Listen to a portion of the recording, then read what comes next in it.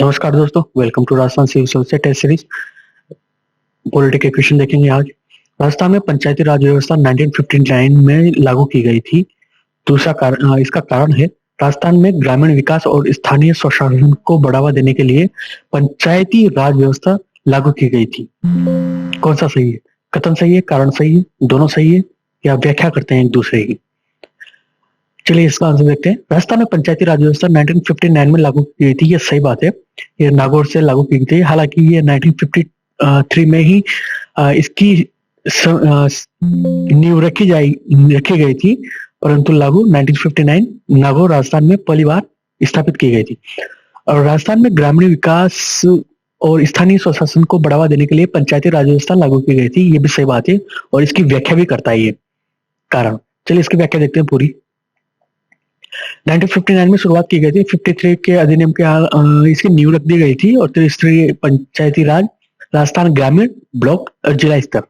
Block जो कस्बा होता है, सबसे पहले जिला स्तर, फिर कस्बा, फिर ग्रामीण स्तर पर त्रिस्तरीय पंचायती राज व्यवस्था जिसमें शामिल है। त्रिस्तरीय प्रणाली में परिक्रमा पहला राज्य था, राजस्थान पहला राज्य था, ये सही बात है। संवैधानिक दर्जा 73वें संविधान संशोधन 1992 के बाद पंचायती राज संस्थाओं को संवैधानिक दर्जा मिल गया था। राजस्थान में इसे 23 अप्रैल 1994 से लागू किया गया था, अर्थात संपूर्ण राजस्थान सहित पूरे देश में लागू कर दिया गया था इस संविधान संशोधन द्वारा। और इसका निष्कर्ष देखते हैं। 1959 में पंचायती राज व्यवस्थाओं की शुरुआत हुई थी, लेकिन इसकी नींव 1953 में रखी गई। ऊपर वाला सब है अतिरिक्त जानकारियां। 24 अप्रैल को मनाया जाता है पंचायती राज दिवस। अगला क्वेश्चन देखते हैं। राजस्थान में महिला आरक्षण 50% है। महिला सशक्तिकरण और राजनीतिक भागीदारी को बढ़ावा देने के लिए महिला आरक्षण लागू किया गया था। कौन सा सही है? कथन सही है, कारण सही है या कथन का कारण की पूरी व्याख्या करता है? या दोनों सही या दोनों गलत है? देखिए, राजस्थान में महिला आरक्षण का प्रतिशत 50% है। यह पूरी तरह सच नहीं है। कुछ जगहों पर 50% शामिल है और कुछ जगहों पर नहीं है। जैसे कि तृतीय श्रेणी के जो नौकरियां हैं उनमें यह 50% सही बात है। और इसकी व्याख्या भी करता है। आरक्षण लागू है महिला सशक्तिकरण और राजनीतिक भागीदारी को बढ़ावा देने के लिए ही किया गया है। इसका कारण भी सही है। कथन गलत है और कारण इसका सही है। इसकी पूर्णतः व्याख्या देखते हैं। पंचायती राज संस्थाएं और पंचायती राज संस्थाओं के महिलाओं की भागीदारी 50% प्राप्त हुई है। ये भजनलाल शर्मा ने अभी जो रेट की परीक्षाओं में किया था, ये 50%, ये सही बात है। परंतु ये सभी जगह सच नहीं है। कई नौकरियों में महिलाओं को 33% आरक्षण का प्रावधान है। हाल ही में राजस्थान पुलिस में महिला आरक्षण की बढ़ाकर 33% कर दिया गया है। शिक्षक भर्ती में 50%, ये सही बात है। तो क्यों अलग अलग है आरक्षण का प्रतिशत? और संविधान, भारत के संविधान में महिलाओं को आरक्षण देने का निश्चित प्रतिशत निर्धारित नहीं है और राज्य सरकारों पर निर्भर करता है कि वे महिलाओं को कितना आरक्षण दे। इसकी पूरी व्याख्या पढ़िएगा, आपको प्री और मेंस दोनों में यह मदद करेगा। चलिए अगला क्वेश्चन देखते हैं। राजस्थान में सबसे अधिक समय तक भारतीय राष्ट्रीय कांग्रेस ने शासन किया। इसका कारण, भारतीय राष्ट्रीय कांग्रेस ने स्वतंत्रता संग्राम के दौरान और उसके बाद राज्य में मजबूत राजनीतिक आधार बनाया। चलिए इसका आंसर देखते हैं। कांग्रेस ने शासन किया, ये सही बात है। और मजबूत आधार भी बनाया, ये भी सही बात है। इसी वजह से ये इसका सही कारण है। इसी वजह से इन्होंने शासन किया, अर्थात राजनीतिक भागीदारी में महत्वता हासिल की। चलिए इसकी व्याख्या देखते हैं। व्याख्या पढ़िएगा, आपको अच्छा लगेगा और नई नई जानकारी भी मिलेगी। अगला क्वेश्चन। कथन, राजस्थान में लोकायुक्त की नियुक्ति राज्यपाल द्वारा की जाती है। लोकायुक्त का कार्यकाल, कार्यक्षेत्र राज्य सरकार के अधिकारों और कर्मचारियों के खिलाफ भ्रष्टाचार के मामलों की जांच करना है। कौन सा सही है? कथन सही है, कारण सही है, व्याख्या करता है या नहीं करता है, या दोनों सही है? दोनों गलत है। राजस्थान में लोकायुक्त की नियुक्ति राज्यपाल द्वारा की जाती है, ये सही बात है। और लोकायुक्त का कार्यक्षेत्र राज्य सरकार के अधिकारों और कर्मचारियों के खिलाफ भ्रष्टाचार के मामलों की जांच करना है, ये भी सही बात है। और ये इसकी व्याख्या भी करता है। ये भ्रष्टाचार के मामलों की जांच करने के कारण ही राज्यपाल द्वारा इसकी नियुक्ति की जाती है, तो इसकी व्याख्या भी करेगा, अर्थात जवाबदेहिता राज्यपाल के द्वारा होती है। चलिए इसकी व्याख्या देखते हैं पूरी। मैं स्क्रीन पर डाल दे रहा हूँ, आप मेंस की तैयारी कर रहे हैं तो इसको जरूर जरूर पढ़िएगा, और प्री की कर रहे हैं तो आपको और भी अच्छी जानकारियां मिलेगी अगले एग्जाम के लिए या किसी अच्छे एग्जाम के लिए। अगला क्वेश्चन,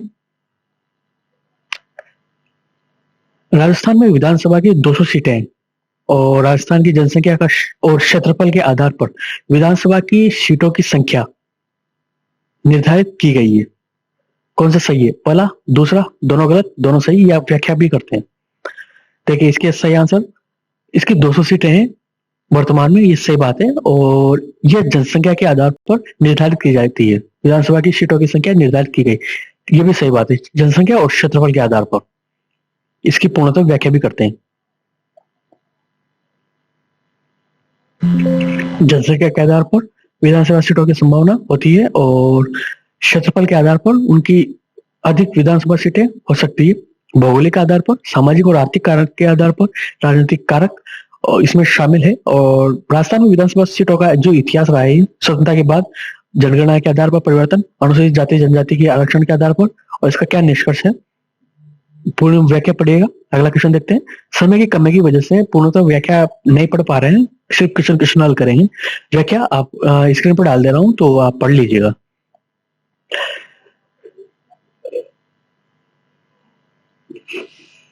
राजस्थान में लोकायुक्त की नियुक्ति कौन करता है?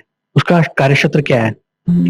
मुख्यमंत्री। भ्रष्टाचार के मामलों की जांच के लिए उसका कार्यक्षेत्र, राज्यपाल द्वारा उसकी नियुक्ति की जाती है भ्रष्टाचार के मामलों की जांच के लिए, या विधानसभा अध्यक्ष प्रशासनिक मामलों की जांच के लिए, या उच्च न्यायालय न्यायिक मामलों की जांच के लिए। कौन सा सही है? ए, बी, सी, डी?